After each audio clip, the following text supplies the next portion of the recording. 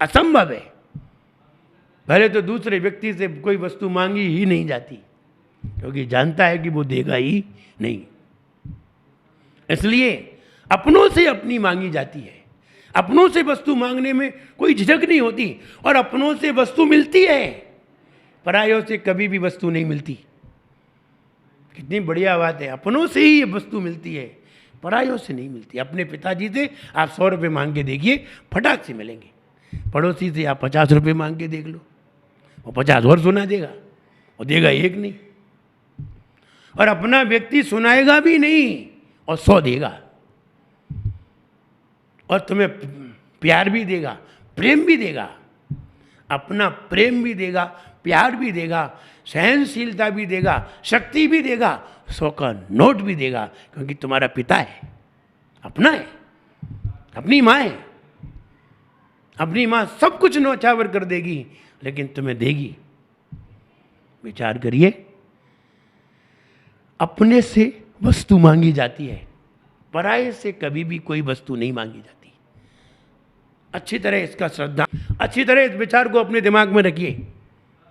है बदलोगे कुछ बदलेगा, भीतर से कुछ निकलेगा, अपने आप निकलेगा। बताइए, हर वस्तु जो आपने अपनों से मांगी है आपको मिलने के चांस हैं, और आपने अगर पड़ोसी से मांगी है मिलने के कोई भी चांस नहीं है। पड़ोसी अपना हो जाए तो मिलने के चांस हैं, वरना पड़ोसी से भी एक गिलास पानी मिलने का भी चांस नहीं है। पड़ोसी अपना हो जाए, मित्र अपना हो जाए, या और कोई अपना हो जाए, पराया व्यक्ति भी, विदेश का व्यक्ति भी अपना हो जाए, और अपने तो अपने हैं ही। मतलब ये है, जब तक कोई व्यक्ति अपना नहीं होता तब तक कोई भी वस्तु लेना संभव नहीं होती। ठीक वैसे ही जब तक परमात्मा तुम्हारा नहीं होगा तब तक तुम उससे एक चीज भी नहीं ले सकते। उसके पास सारी दुनिया है, उसके पास सारी दुनिया की चीजें हैं, सारी दुनिया उसकी है, सारी दुनिया उसके पास है। और तुम्हें अगर सारी दुनिया चाहिए, सारी दुनिया की विभूति चाहिए, तो कुछ मत करिए, वस्तु को मत उठाइए, परमात्मा को पकड़िए, उसे अपना बनाइए।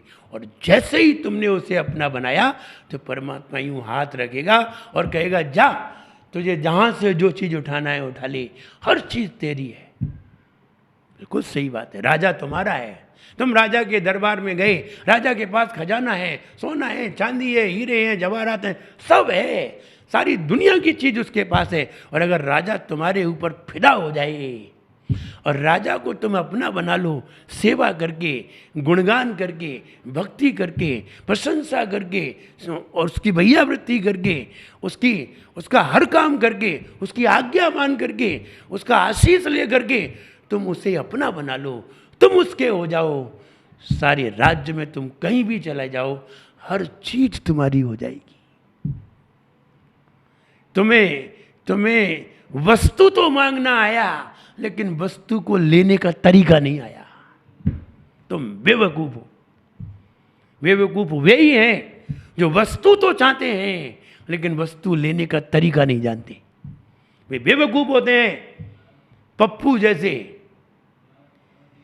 जो प्रधानमंत्री की ख्वाब तो देखते हैं, लेकिन जिन्हें बोलना तक नहीं आता कि हमें क्या बोलना चाहिए। जो हमें प्रधानमंत्री बनाएगा उसके सामने हमें कैसे बोलना चाहिए, क्या बोलना चाहिए, बोलना आता नहीं है। प्रधानमंत्री की ख्वाब। ठीक वैसे ही हमें वस्तु लेने के तरीके तो आते नहीं हैं, और वस्तु के ख्वाब तुम ख्वाब ही बनाए रहो। तुम जिंदगी भर सोचते रहोगे, तुम्हारे हाथ में कभी भी डायमंड नहीं आने वाला।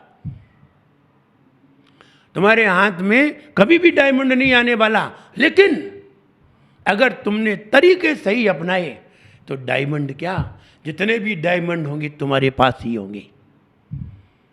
इसलिए हम ये कहना चाह रहे हैं बदलोगे कुछ बदलेगा और भीतर से कुछ निकलेगा। बदलोगे कुछ बदलेगा और भीतर से कुछ निकलेगा। गुलशन जैसा महकेगा, गुलशन जैसा महकेगा और फल वाले तुम फूल बनो, फल वाले तुम फूल बनो और कभी नहीं तुम सूल बनो। फल वाले तुम फूल बनो, कभी न पग की धूल बनो। तभी जीवन में हो, तभी जीवन में कुछ सार दिखाए रे। जीवन है पानी की बूंद कब मिट जाए रे। हो जीवन है पानी की बूंद कब मिट जाए रे। इसलिए हम ये कहना चाहते हैं, हम किसी भी वस्तु को अपना नहीं बनाएं। समझदारी, बदलो, बदलने का कार्य करो और बदलने का कार्य करोगे वस्तु तुम्हारे हाथ में होगी। जीवन अपने आप महकेगा, भीतर से कुछ निकलेगा। जब तुम वस्तु को पाने का प्रयास करोगे और तो वस्तु पाने के प्रयास ही वस्तु पाने के तरीके बता देती है।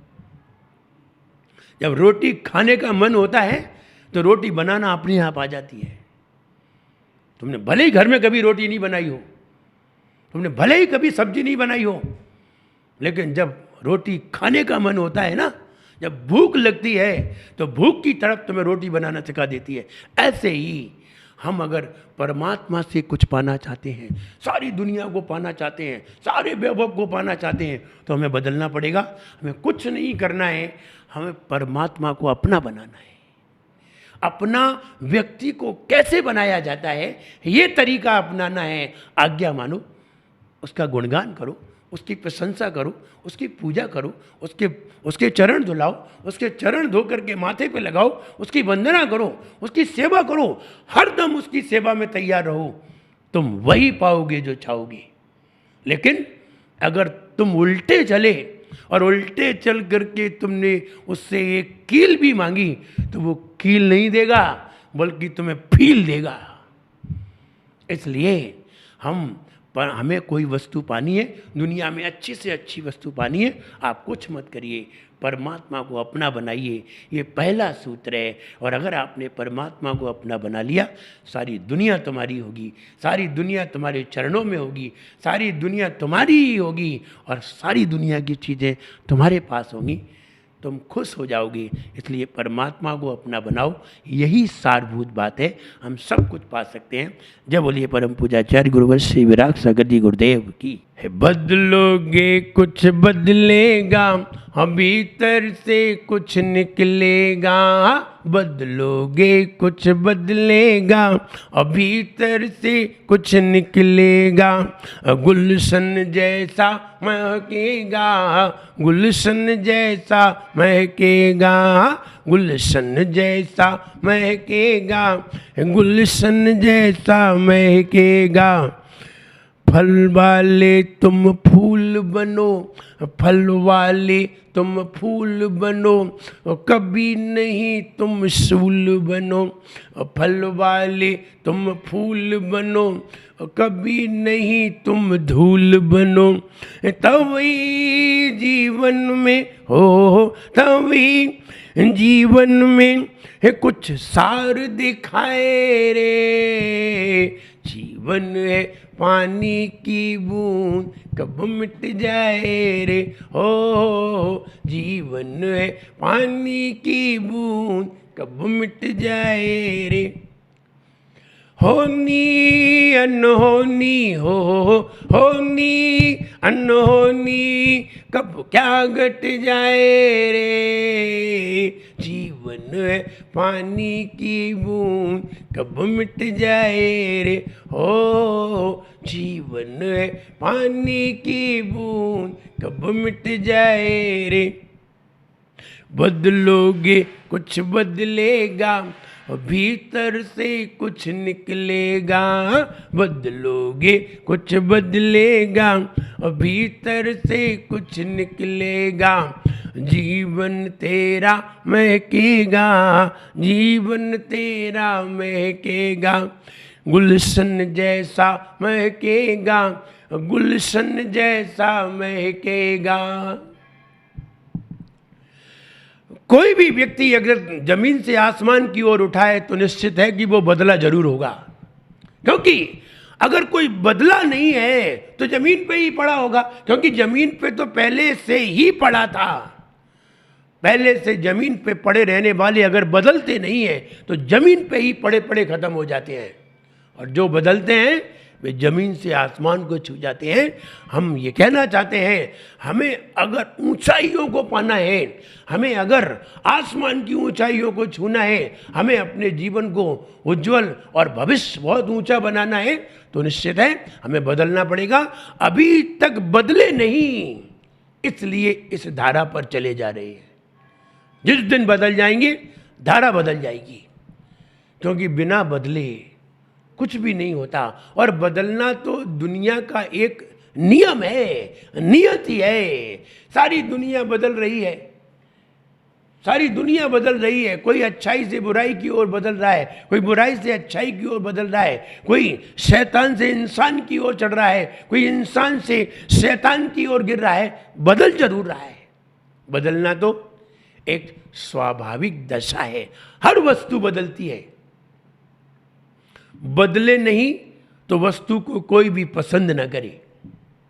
बदलने पर ही वस्तु की पसंदता है, और बदलने पर ही वस्तु कीमती हो जाती है। और अगर बदले नहीं तो वस्तु की कोई कीमत ना हो। विचार करिए, आप कहीं से किसी खेत से खाद ला करके लाते हैं, खाद लाते हैं, गोबर की खाद लाते हैं और खेत में डाल देते हैं। वही खेत में वही खाद जब सेव फल के रूप में निकल करके आती है, वो खाद कितनी कीमती हो जाती है।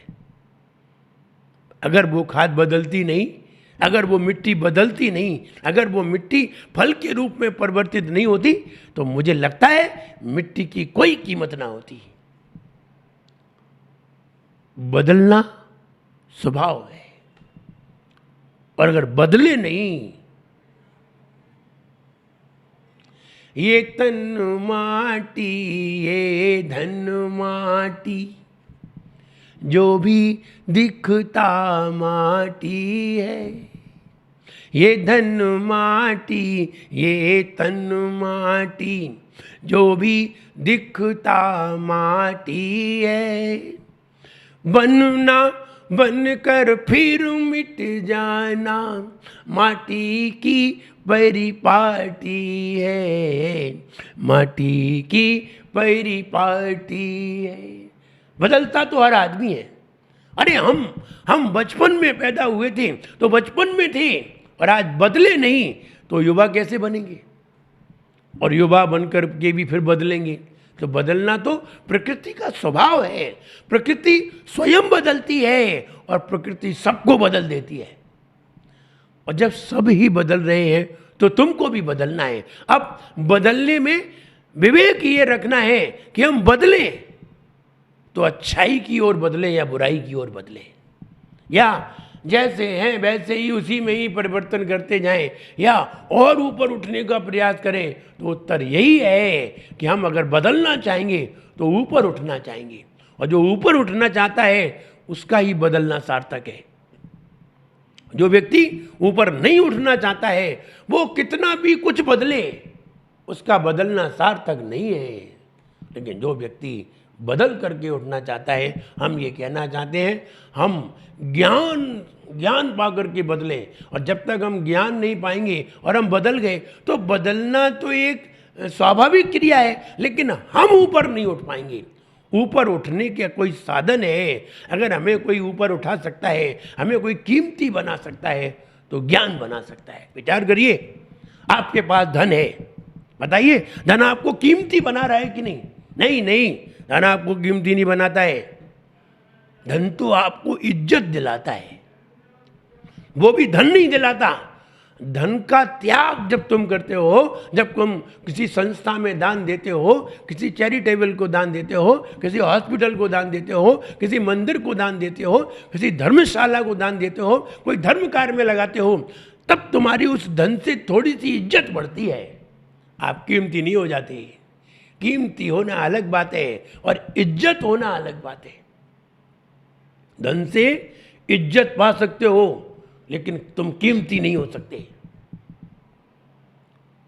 कीमती होना बिल्कुल भिन्न बात है। इज्जत दूसरा तुम्हें इसलिए दे रहा है, और इज्जत तुम्हें दुनिया ने इसलिए दी है कि तुमने धन को किसी दूसरे को दिया है। अगर तुम धन बहुत सारा कमाने के बाद भी, बहुत सारा धन तुम्हारे पास होने के बाद भी, अगर तुम किसी को धन दो नहीं, ध्यान रहे, इज्जत की बजाय बेइज्जत होगी। सारे लोग तुम्हें धिक्कारेंगे और सारे लोग तुम्हें पागल कहेंगे। तुम बाजू से निकलोगे, लोग तुम्हें सलाम तक ना करेंगे, यानी तुम्हारी इज्जत भी ना करेंगे। इज्जत किससे हुई?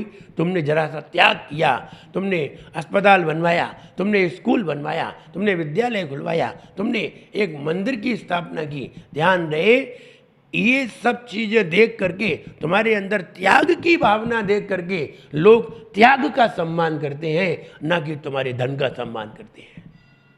लोग समझते हैं कि हमारे पास धन होगा तो हमारी बहुत लोग इज्जत करेंगे। ये तुम्हारा भ्रम है, बिल्कुल भ्रम है।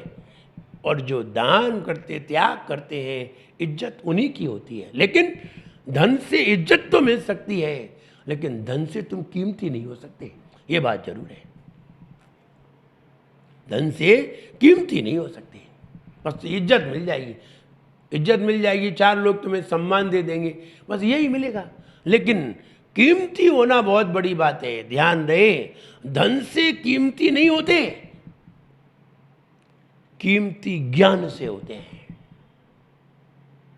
ये कैसे माने कि ज्ञान से कीमती होते हैं? देखिए, विचार कर लीजिए।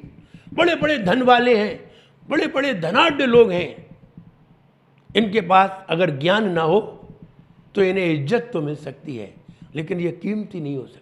हम कैसे माने कि धन से कीमत बढ़ती है या ज्ञान से कीमत बढ़ती है? एक ज्ञानी साधु जो जंगल में बैठा होता है, उसके सामने सारे धन वाले अपना धन उसके चरणों में अर्पित करने को तैयार हो जाते हैं, सिर्फ ज्ञान के लिए। अभी तो वो ज्ञान दे भी नहीं रहा है, अभी तो वो सिर्फ उस साधु से आशीर्वाद लेने आया है। आशीर्वाद लेने के एवज में वो अपना धन देने को तैयार हो जाता है।